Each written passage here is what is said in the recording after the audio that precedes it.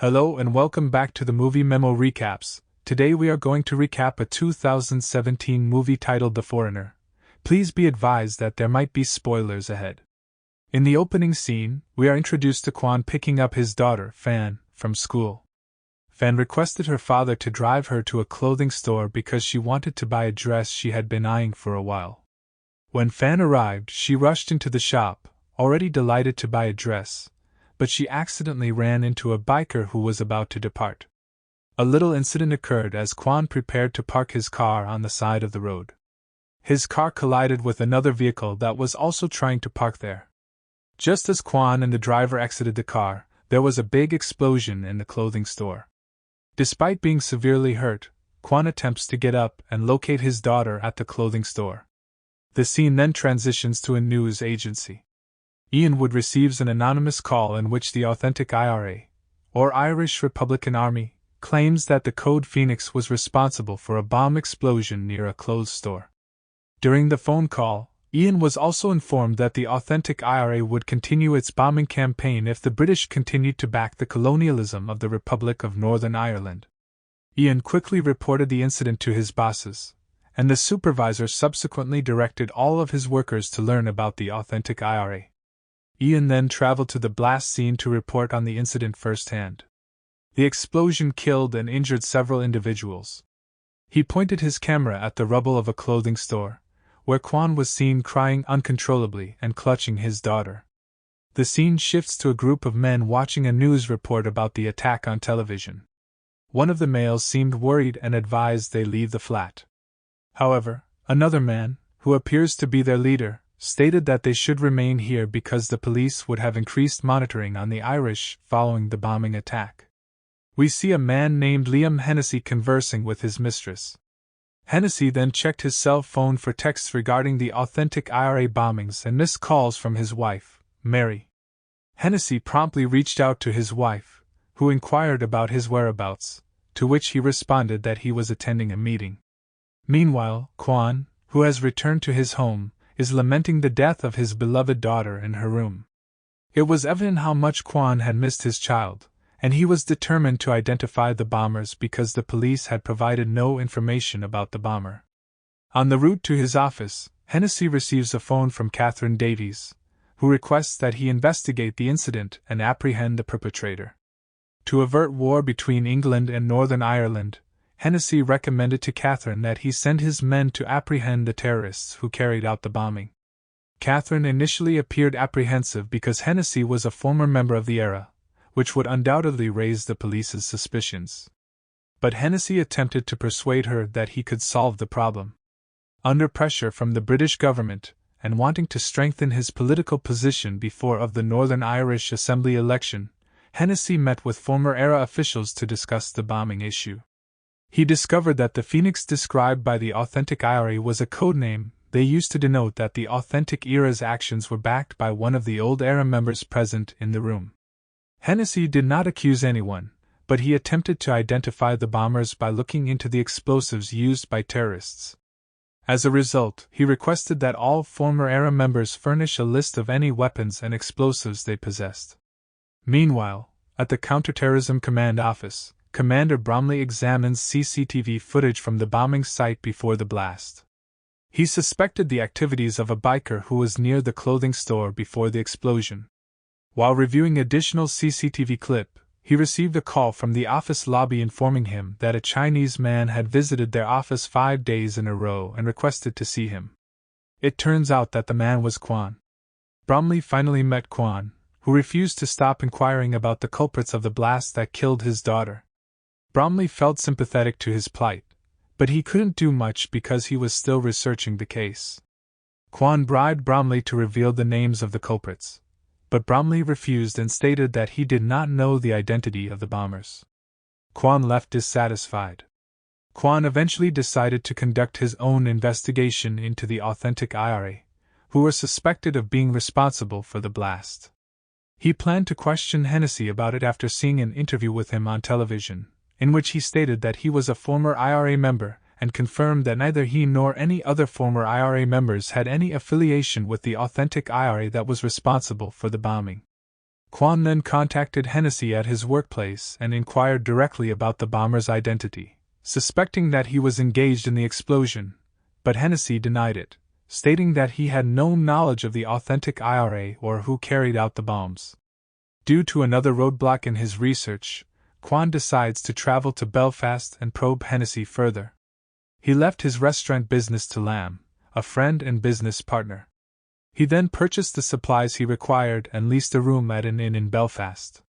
He rushed straight to Hennessy's office and pushed him to reveal the names of the culprits, but Hennessy denied it again. Quan continued to believe that Hennessy was somehow engaged in the bombing, despite the fact that he had been out of touch with the IRA for more than 3 decades.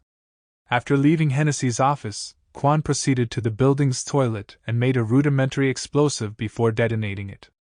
There were no fatalities or injuries as a result of the bomb he exploded, but he threatens Hennessy and his men with continued horror if he does not provide information about the bombers who killed his daughter. Hennessy then instructed his men to arrest Quan. One of Hennessy's men tracked out Quan, who was renting a room at an inn in Belfast. After learning of Quan's presence, Hennessy's men stormed the inn, and a fight ensued.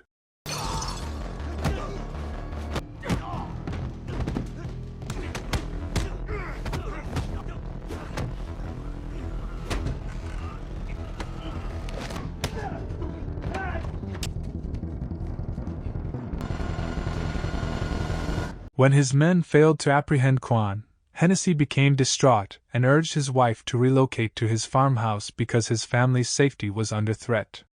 Not only that, but he also enlisted the assistance of his nephew, Sean, a former member of the Royal Irish Regiment, in investigating the authentic IRA bombing case. He requested Sean to collaborate with Bromley to apprehend the bombers. The next day, Quan follows Hennessy, who is covertly meeting his mistress, Maggie, at a restaurant. He then saw him making out with Maggie and snapped a photo of them kissing. He then texted the photo to Hennessy, threatening him in order to obtain information about the attackers. Elsewhere, Sean encounters Bromley, who assumes the IRA was involved in the explosion. Sean couldn't contradict his comments because the remaining bombs at the scene, as well as the criminal's codename Phoenix, were all tied to IRA. Sean claimed that one of the old IRA officials betrayed and supported the authentic IRA. As a result, he indicated that each former IRA official will be assigned a separate codename. If there is another bombing and the perpetrator gives a codename, it will quickly determine who was the mole. They can instantly apprehend the individual and their bomber's partner. Meanwhile, Hennessy and his family, who have fled to a farmhouse in the countryside, continue to be terrorized by Quan, who appears to be aware of their location. Quan hides in the woods near Hennessy's property and blows up the barn as a warning. Mary, who feels intimidated, considers leaving to another location and avoids Hennessy because she believes she will continue to be in danger if she stays with him. The bombers were also observed building a device in the shape of a laptop battery and preparing to blow up a plane carrying no Irish passengers.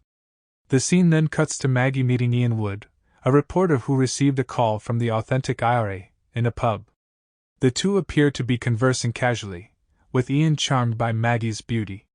Maggie, however, has planned something for him that he is unaware of.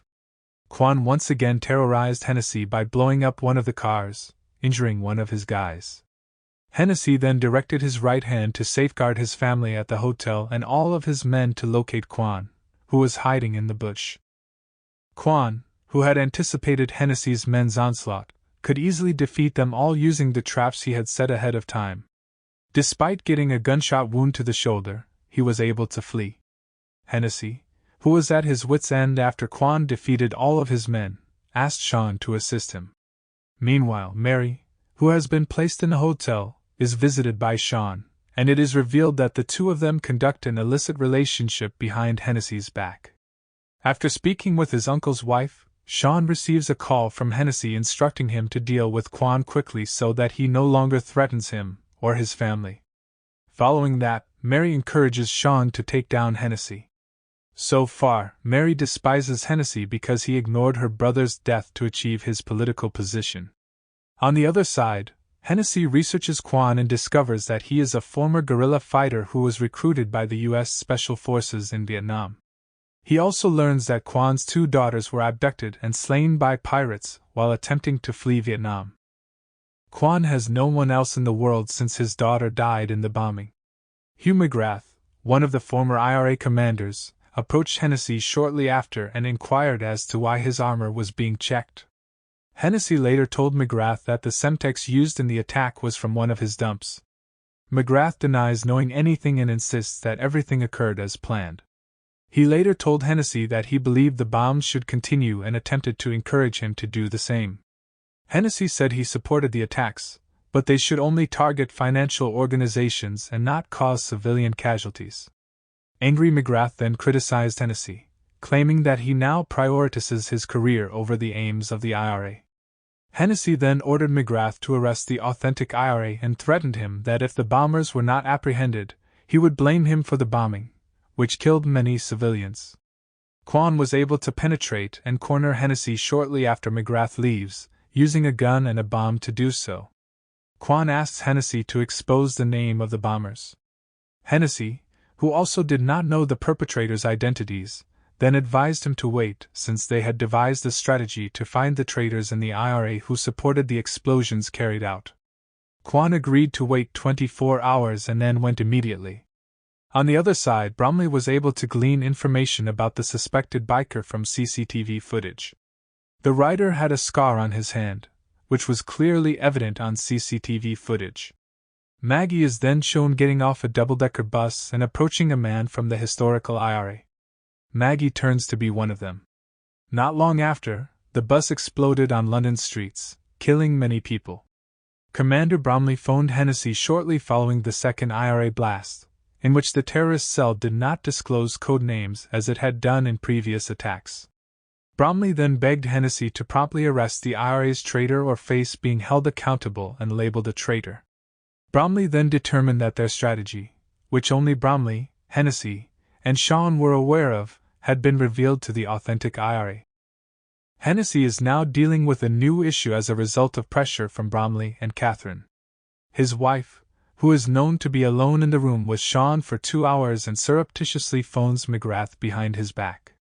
Meanwhile, Bromley has identified the suspected bomber and is updating his superiors on the status of his probe. The accused bomber was a man named Patrick O'Reilly, who was known to have ties to the IRA through McGrath, and the two were observed eating together at a restaurant. Bromley then questioned Hennessy regarding O'Reilly and McGrath's locations. Unbeknownst to Hennessy, it appeared that Bromley had been watching him and knew McGrath had arrived to visit him. Bromley and Catherine offered Hennessy the opportunity to avoid all charges of being a traitor if he can obtain the names of the members of the real IRA who carried out the bombing from McGrath, who is on his way to his residence. Hennessy then threatens McGrath with revealing the bomber's identity, and is surprised to hear Maggie's name is on the list. It turns out that Maggie and Hennessy's illicit connection was designed to involve Hennessy with the bombers if he refused to support the authentic IRA's anarchist activities. Hennessy also realizes that the true mastermind behind the attack is his wife, Mary, who despises England for the death of her brother, Patrick. She also despises Hennessy for allowing the murderers to be imprisoned rather than executed. In retaliation for his betrayal, Hennessy fatally shot McGrath. Maggie, on the other side, approaches Ian because she intends to employ him as a bomb carrier on the plane, as planned. Maggie slipped out of bed while Ian was in the washroom and replaced his laptop battery with a homemade bomb from the past. Meanwhile, Sean, who has obtained the bombers' names from Hennessy, locates Quan's refuge in the jungle. The two of them got into a fight because they were both former members of the trained special forces, but Quan was able to equal Sean and hold him. Sean then told Quan the names of the bombers, following which he was released. Sean returned to the residence after Quan had released him. Hennessy, who knew Sean had told Mary about their plot when she had an affair with him, then instructed Sean to bury McGrath's body and murder Mary. Sean then had to travel to New York City and vow never to return to England or Ireland. As MI5 officers prepared to raid the London bombers' shelter, Quan visits the apartments of authentic IRA members disguised as a gas leak repairman. Suspicious, the bombers plan to check Quan's bag. When pressed to expose the contents of his bag, he quickly attacked the members of the authentic IRA, killing all but Maggie.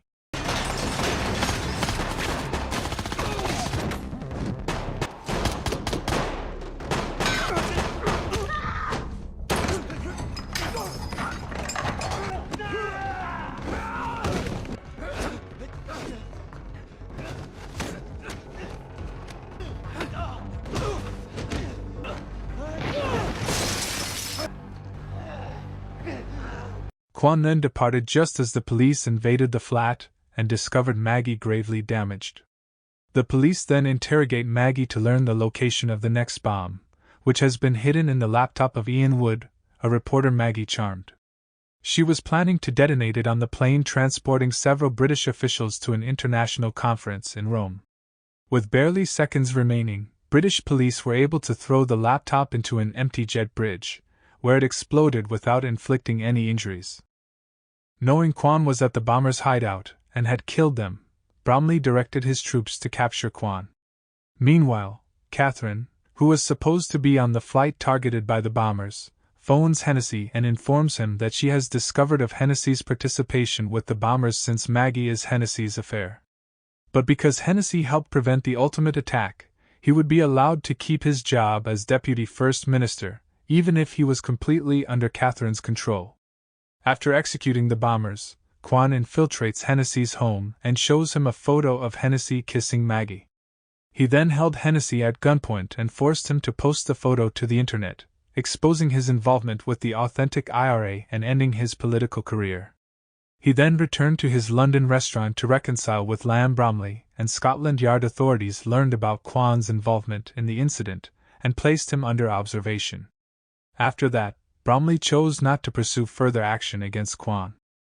Thanks for watching. If you are new, don't forget to subscribe for more of these recaps. Until next time, have a nice day.